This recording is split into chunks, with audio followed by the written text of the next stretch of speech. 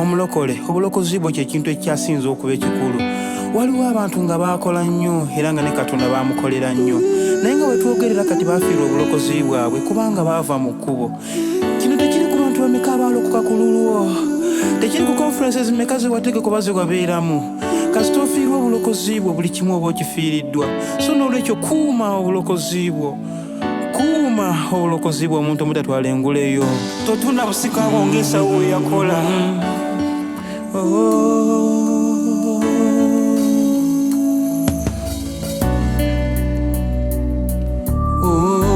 Seweyo mu byenseno, guno omubiri tegunibe mu ggulu ye waffe.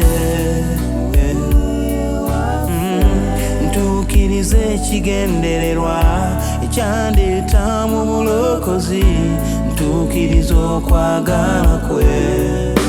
Egeera si kyekifo kyo, si kyekifo kyo ekyokubeeramu.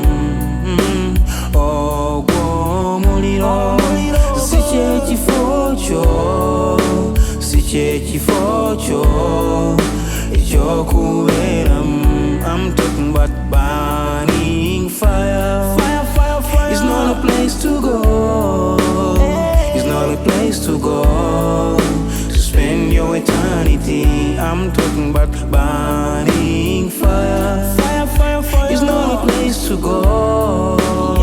It's not a place to go to spend your eternity.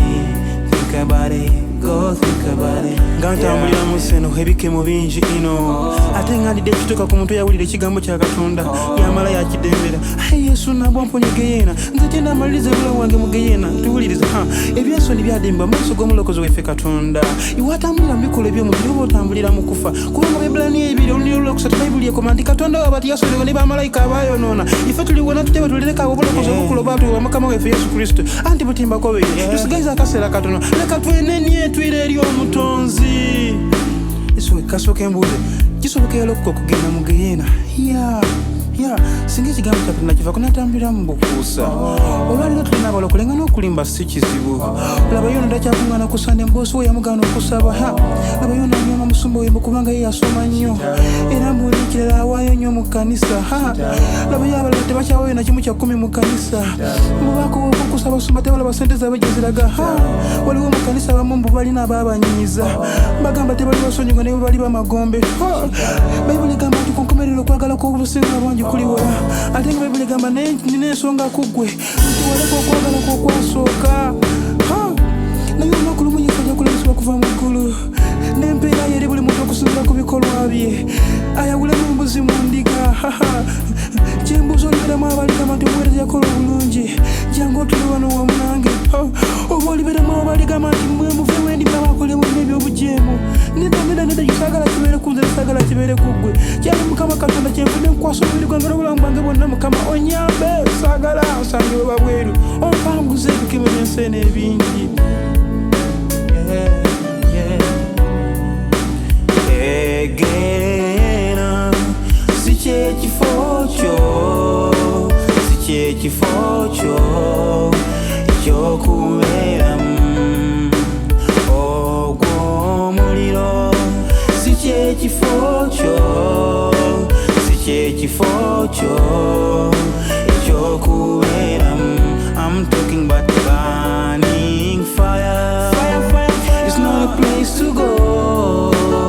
It's not a place to go to spend your eternity. I'm talking about burning fire. Fire, fire, fire. It's not a place to go.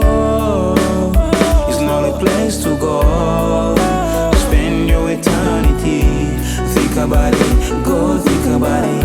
Yeah, yeah. Oh, oh, oh, oh.